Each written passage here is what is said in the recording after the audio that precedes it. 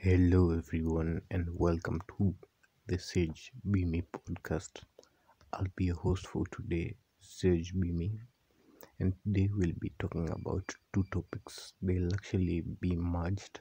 It's the membrane of memory and how the dead live through us. So, on the membrane of memory, this is actually something that's really how should I say it? I can't really say scientific, but it's a little bit detailed in depth, and it's a lot of yogic, and there's a lot of terms described in it. So he started saying that there are like 8 different membranes of memory. So to distinguish between the 8 dimensions of membranes, we'll call them out, then we'll get deeper into the first form. So the 8 membranes, there is the elemental, there's the atomic, there's the evolutionary, there's the genetic, there's the karmic, there's the sensory, there's unarticulate and inarticulate. Those are the 8 membranes of memory. All 8 can be seen essentially as human karma, all of them. But the first 4 are types in which volition plays a role. Like you guys, I hope you remember what we said the volition is. If you don't remember, please just slide on to the volition where we talked about what volition is. It's basically by your own choice here. The next 4 constitute of individual karma. Yeah. So we'll start examining the elemental memory. Since this refers to the building blocks of the system, in short, this is the earth, water, fire, and they shape who you are. They carry the memories from the very beginning of creation. That's the elemental. When you go to atomic, the atomic, it's basically, let's take science and put it here. It's like the pattern, how the atoms are connected with each other and mold a system here. Then there's the evolutionary memory that hones your biology. This, let me just read what he wrote here. Just a second. It is evolutionary software that makes you a human being and not an animal. Even if you eat dog food, you remember you're a human being. It's in your DNA. Anyways, he goes ahead and asks us, what is your body anyway? As we have seen, it's just an accumulation of food, water, and air. You have been absorbed from the planet. Like, as you grow up, you eat food, you drink water, and you take the air. This is what makes the body. This is how the body grows and circulates.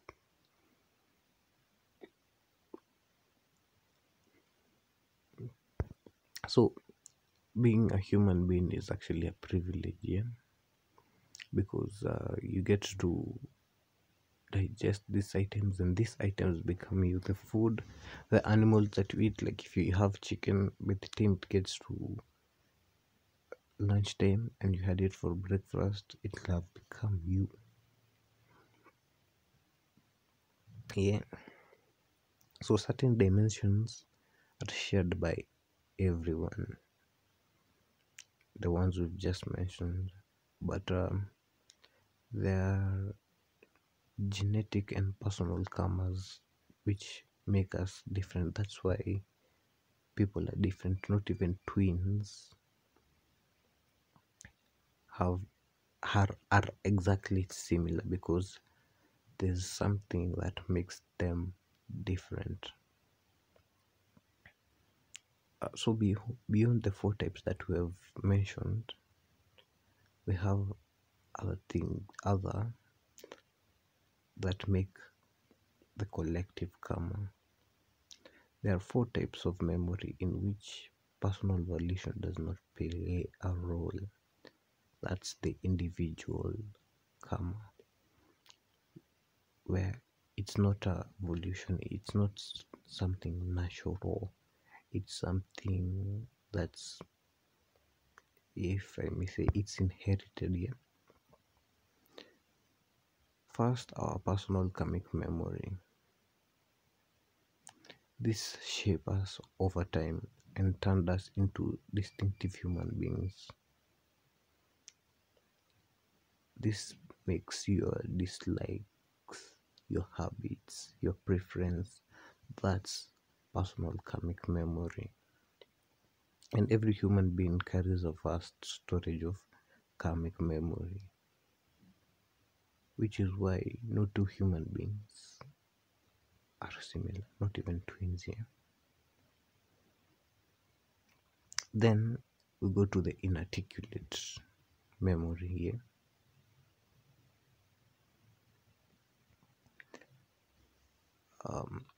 So he tells us that we may not be aware of the inarticulate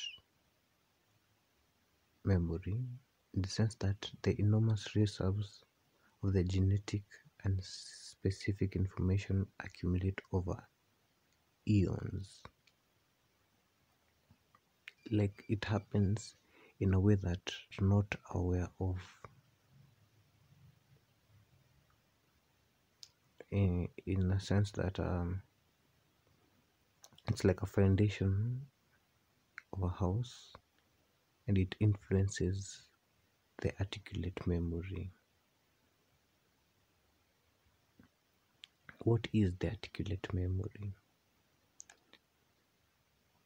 It's the impact of all conscious information every human being carries. Like, you think about it clearly. All the information that you've gathered up until now, some you've gathered it without your knowledge, some you've gathered it with your knowledge, like you are actually deliberate looking for this. I hope you're getting what I'm trying to put throughout there. Yeah.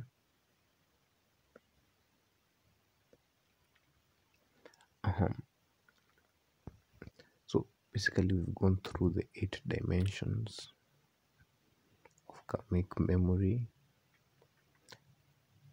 and it says that they are basically all interlinked with each other. They work hand in hand with each other to make karma. So human beings are at the very peak of evolution. They can transcend this entire volume of accumulation of memory and become architects of their own destiny. That's to say that every human being can shape his or her own destiny using the karmic membranes for their own personal benefit or the benefit of others. That's how you will shape your own destiny. So we've basically finished the membrane, and we'll dive through when the dead live through you.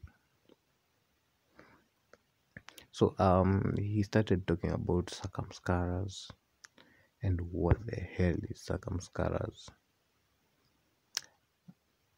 It actually means that there's a particular gift that has come to you from your genetic pool, as in through your ancestors. This gift has been handed down up to you. It's something that's in your genes and can't be taken away from you. There's actually no positive or negative things to deal with the circumscarers. It all depends on how you carry it. And that's basically how you look at it with your own life, and how it will impact the people of the lives of people around you.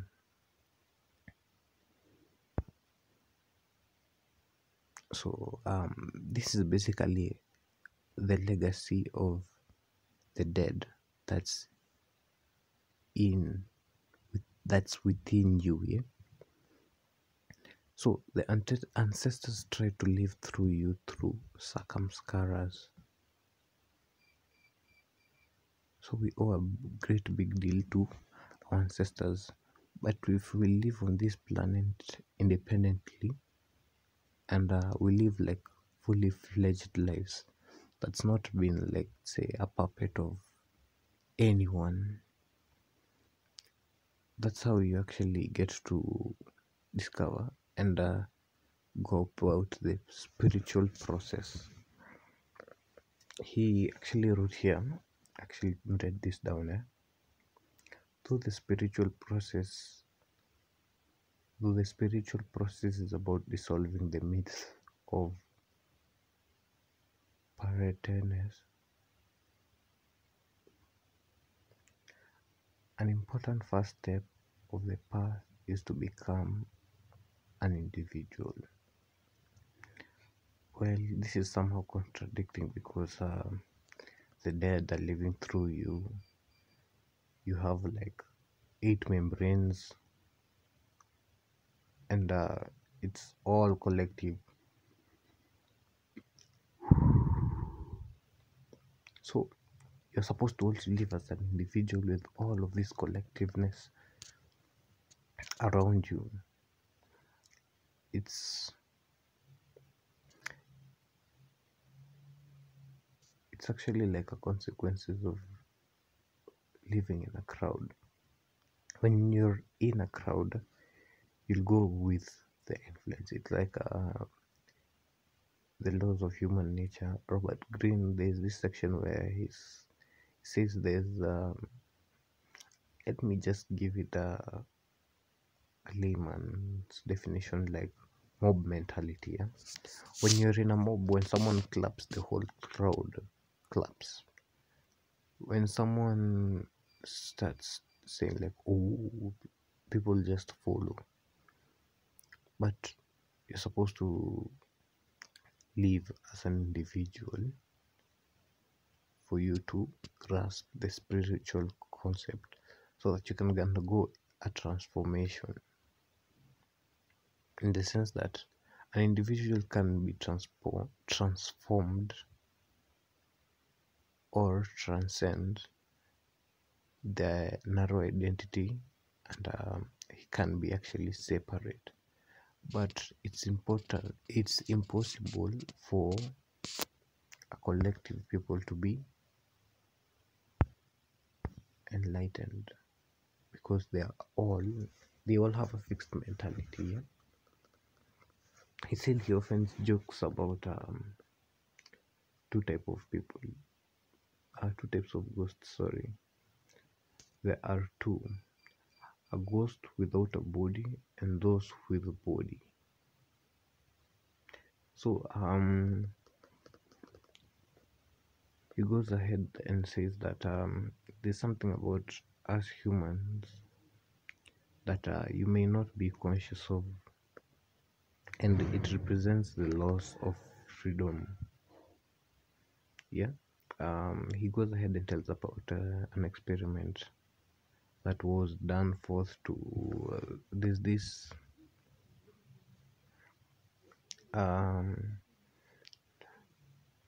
okay, I'll just tell you about the experiment, then we'll go to the prison. And there's this animal, they put a berry over there. So every time it went to eat, let's take a rat here. So the rat went to eat the berry, but when it got there to eat the berry, they shocked it.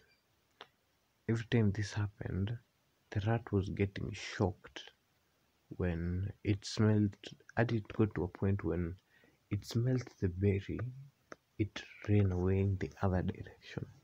It was scared. So the other rats that came after it, the generation prior, when they saw that this berry, when they smelt it, they ran away in the opposite direction. And they weren't the ones that got shocked, it was their forefather that got shocked. So this actually trickled down through their genetic. You get what I'm trying to say? It trickled down through their genetic. It wasn't planned or anything, but it's just like that. So let's take it to the human prison. When you go to prison, you're actually sorted everything. There's food, the door is open for you, the lights are turned on and off for you. But since you're restricted, when you enter freedom, you just feel like how can I say this? You feel like you're trapped. You don't feel free. You feel uncomfortable. That's just it. Yeah. So when you look at it, the loss of freedom is the deepest suffering that a human being can face. You will not know why, but your entire existence will seem stifling, repetitive, and constrained. I think I experience this a lot in the sense that even the music that I listen to, I tend to change it in the sense that I feel like I want new music, I want different things to be in my ears, maybe a thought train. Yeah, I usually feel like I am free to experience different types of music, you get. So this is something that's in our genetic membrane, yeah, memory, sorry. So on the other hand, this science also enables us to consciously distance ourselves from the genetic membrane in a manner that supports our spiritual and liberation. What science am I talking about? Like for them in Indian traditions, the science around making use of genetic memory in a way that can enhance a human capability. That's the science he's talking about. So them back in the days, these guys created ways to distance themselves from their genetic, as in, like, fine, I have this body, but I can take myself, make me understand that I am not this body, I am not this mind, I am a spiritual being. I hope you get, because you're not actually this body and this mind, they're just your tools, you are not it. So once you use the science, it liberates you, and you grow on another level. So there are rituals and practices that immediately you can perform for the dead by their families. Yeah, this is to liberate you from the genetic, that you can be your own individual. The practices refer to ways which honor the memory of those who we love, and at the same time strive to become free of the influence. Like, you're not in prison, you're not locked by whatever teaching, whatever they went through. You're not traumatized by that. It's just something. You're you're an individual on your own. You make your own decisions, free of their circumscara. Though you use the circumscara to your own benefit.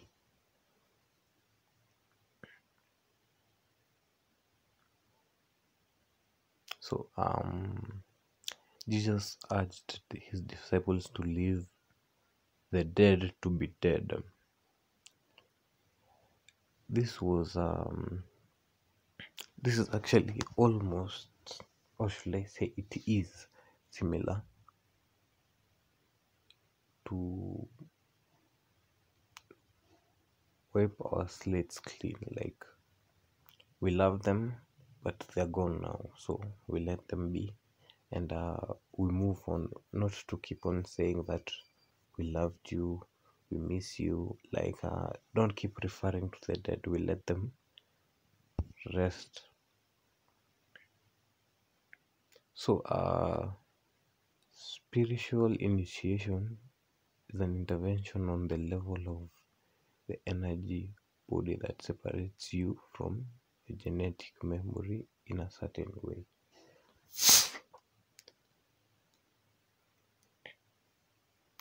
So he talks about the physical forms consecrated in the Indian subcontinent, like the way you see the Indians have like many deities, yeah, in the sense that they had many processes for their deities. There are people with 6 hands, there's one with two, there's cows, there's any type of deity there. They had like a lot of how should I say this?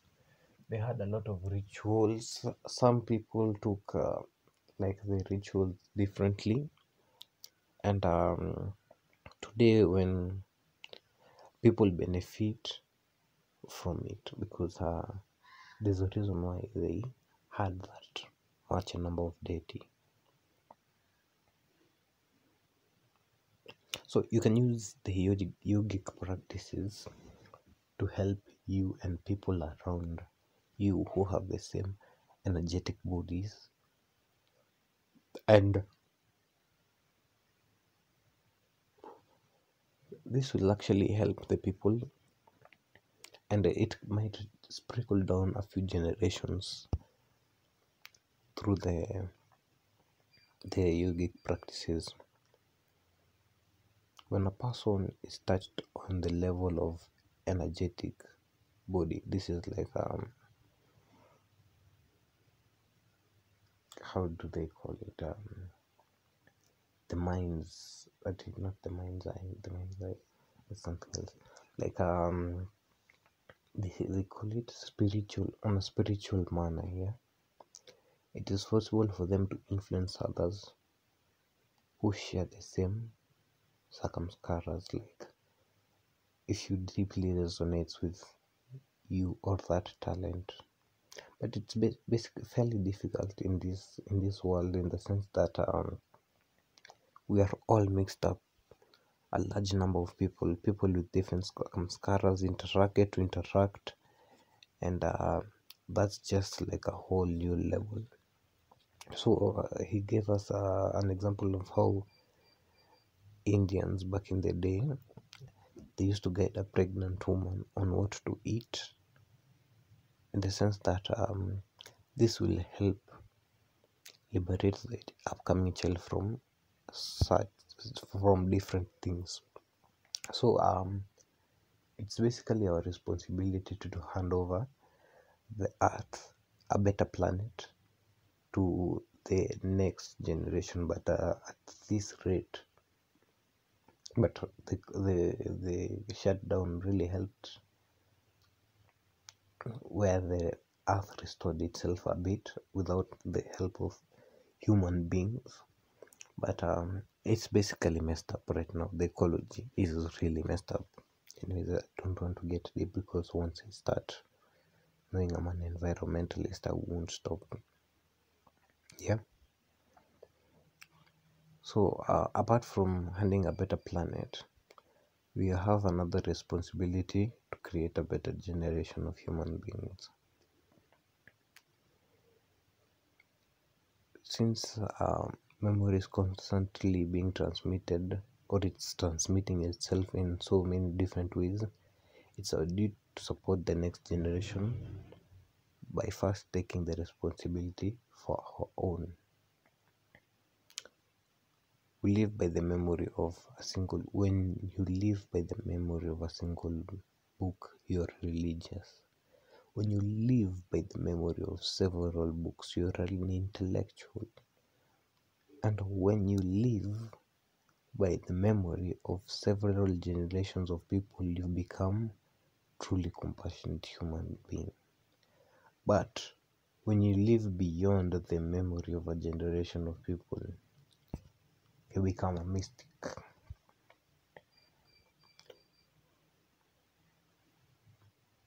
However, the sense of yoga is about raising yourself to a better place, where your genetic memory has no influence upon you. Now you've become the world regards as a seer, someone who sees ahead with piercing clarity and insight. It reminds me of the laws of human nature. There was this guy, I've forgotten his name, but Robert Greene said that you get that attribute of Athena, where you're patient and you're able to keep quiet and observe and just see the world at different, without emotions clogging you. Yeah. So when you use some yogic practices, you find that circumstances are no longer limited by the category or class or tribe or a community that you're basically in.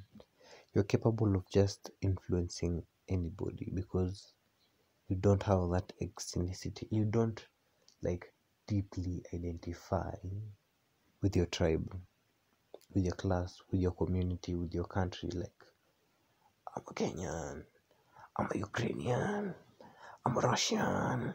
No, you can identify like you're comfortable around anyone. I'm black. No, you're racist. No, there's no such thing like that.